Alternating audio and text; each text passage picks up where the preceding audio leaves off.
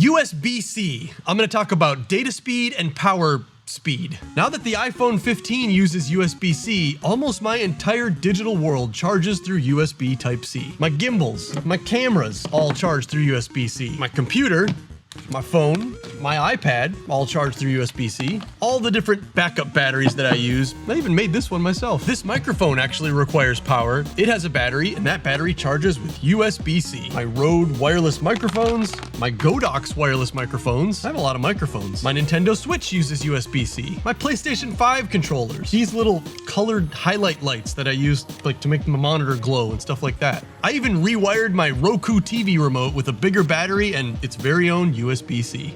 You wouldn't believe how convenient that thing turned out to be. My junk drawer is automatically out of AAA batteries no matter what. One of life's mysteries. This tiny but very bright key light can run off of any USB-C port.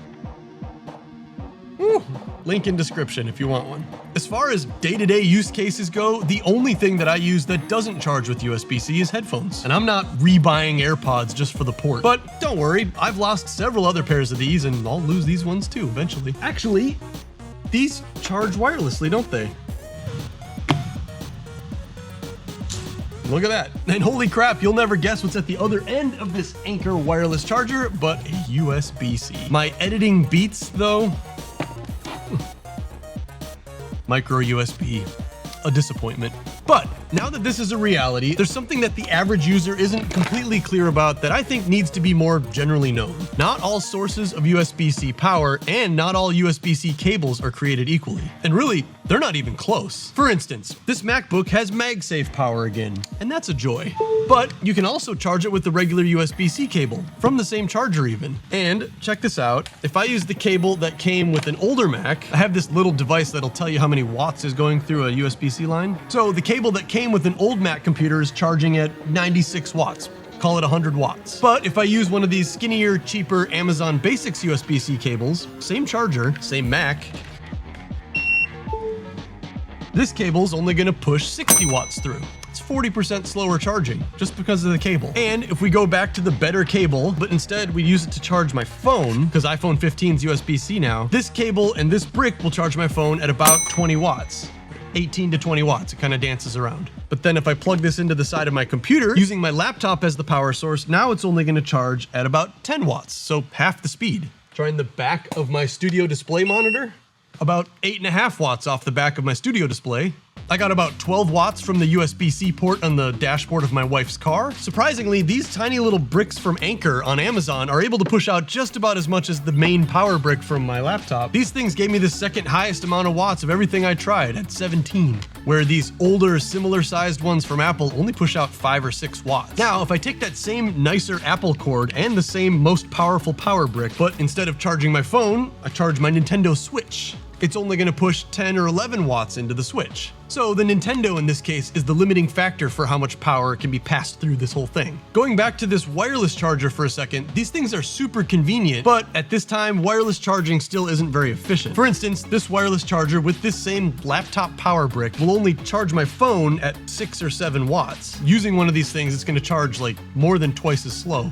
Twice as slow, half as fast. But in a lot of circumstances, the convenience outweighs the speed. For instance, if you want to hook this up to your car stereo or something and you want to use one of these little dongles, because you can't charge while you have it hooked up to a stereo, you can charge wirelessly while it's doing other stuff. So wireless charging is great to have, it's just slow. The reason both cords and bricks have such a wide range of rates of charging, well, there are two reasons, but the primary reason is that USB-C allows these devices to charge at varying voltages. USB-C can use either 5, 9, 12, 15, or 20 volts to charge stuff. Right when you plug anything into USB-C, both the power source and the phone, or the camera, or the Nintendo, or whatever, will have a little conversation. Hello. For instance, when you plug your phone in, it's gonna ask for 9 volts. Yes, 9 volts. 8.83 volts, close enough. If the power source can handle 9 volts, it'll 9 send volts, it. coming But right if it's a weaker, cheaper power source, like this external battery, this little guy will say, no, I'm sorry, I can only send you 5 volts. But then the phone will accept 5 volts and just charge slower. See, off of this guy, I'm only getting 8 watts of power. When it was running off of 9 volts, it was gonna get 20 watts of power. Here's the world's quickest and most dumbed down electricity primer to help this make more sense. A higher voltage means more overall power, which is watts, can be delivered through the same thickness of cord.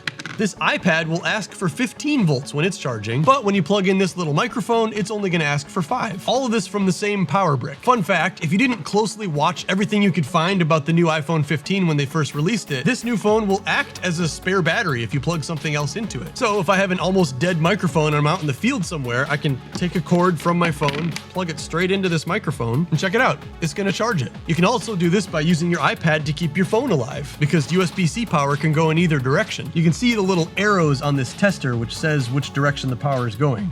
So right now it's going out of my phone and into this little spare light thing. But then if I just take that out and plug it into a power brick, the arrow flips and now it's going out of the power brick and into my phone. It's a pretty cool feature because once everything in your life is USB-C, then everything can kind of charge everything else. So you're pretty much just always carrying a spare battery around with you, whether you thought about it or not. Ultimately, for charging speeds, unless you want to do a bunch of math, you only look at watts to know the actual amount of power that can go into a device or out of a power plug. A lot of times these cheaper, littler bricks will rate their power in amps. So it'll say this is a 2 amp plug, but that doesn't actually tell you anything about the power they put out because this guy will only do 5 volts. So 2 amps is only 10 watts. It's only half as much as could possibly go into the phone, for instance. Electricity seems confusing and scary, but for this case, watts, the total amount of power that actually goes into something, is just volts times amps. Watts is the actual total amount of power. No more electricity stuff. The differences of different USB-C cords isn't just about power delivery either. Different USB-C cables will send data through them at different speeds also, and the difference is not small. Adam Savage did a great video that everyone should go and watch, where they took a CT scan of different USB-C cords, all the way from a $3 super cheap Chinese cord to the medium nice Apple cords to the crazy $130 Apple Thunderbolt 4 cord, and they really explained why these are any different. I was shocked to see that this cord, this USB-C cable, actually has a tiny little computer built into the end of it. A guy could literally say that this USB-C cable has more compute power than the computers in the NASA shuttle that brought the astronauts to the moon. Something people used to love to say about cell phones when they were new and getting faster. The other thing is, as you go down in scale of price of the different cords, you can see that they get thinner and thinner. And that's a lot of what determines how much electricity can fit through them for charging power. Literally just the amount of copper. And then obviously this cable has way less shielding than this cable, which also can mess with the data. It's honestly one of the best USB-C cord videos ever made. There's a link right up here. You should go watch it. But let's do a quick demonstration. So here's my little NVMe M.2 external hard drive. These are the best way to build your own external hard drive, by the way. Super fast. Way faster than these little flash drives and somehow cheaper gig for gig. But anyway, in this particular case, even though this is a way faster drive, the cord that you use matters more as far as data transfer speed. And I'm not even gonna make it super unfair. I'm not going to use the little $8 Amazon Basics cord. I'm going with the actual Apple cord, the cord that comes with your computer, which is a, I think, Thunderbolt 3 cord.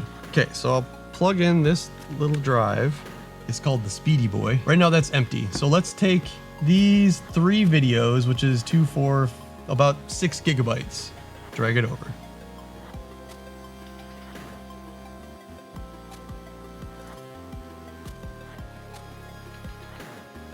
Looks like it's gonna take about 3 minutes. Not incredibly slow for 6 gigabytes, it's a fine speed. This is literally the best USB-C cable money can buy. It's a Thunderbolt 4 cable, Thunderbolt 4 Pro cable from Apple. If we take those same 3 files and move them over, look at that. It's gonna take 5 seconds. 6 gigabytes in 5 seconds. It's just about a gigabyte per second of actual real world speed. You might think $130 is an incredible waste of money for a USB-C cord, and that may be true for a lot of people, unless you're someone who needs to move a lot of data really fast. So copying that same 6 gigabytes is now a thing that only takes like 6 seconds. This opens up a whole world where you can back up your entire computer to a RAID full of drives like this in just a few minutes. With old spinning hard drives, that's something you used to just leave on overnight. Copying those files to a flash hard drive with the less expensive cord actually looks like it's going to take those same 3 minutes. So depending on the cord you're using, if you get a super fast hard drive, it won't even be super fast. Just to prove the point, $130 USB-C cable on this same slower drive, these 6 gigs can then move in about 10 seconds. So what is that? That's like still 10 times faster on the same drive than this cord can do on the same drive. About half as fast as this drive with the really nice cord, and still way faster than this drive with a regular USB-C cord, if all that made sense. The cord makes a huge difference is what I'm getting at. More importantly for me, it means that with this super expensive USB-C cord, I can edit whatever size video projects I want externally and not use up my laptop's SSD space. You can have a ProRes RAW 4-camera multicam edit, run the whole thing off of one of these without any pre-rendering. Normally, if you had like a really data-dense project like that, your cord or your SSD would be the bottleneck, not your computer. But with this combo, the only bottleneck will be your graphics card and your logic board. This little tester thing can show you which plugs in your life can charge your phone or your iPad as fast as possible. And it turns out the close second place for charging your iPhone the fastest, behind the laptop brick, is actually my Nintendo Switch charger. Great little charger. I'll put a link in the description in case you want to buy one of these things. Not sponsored. Goodbye.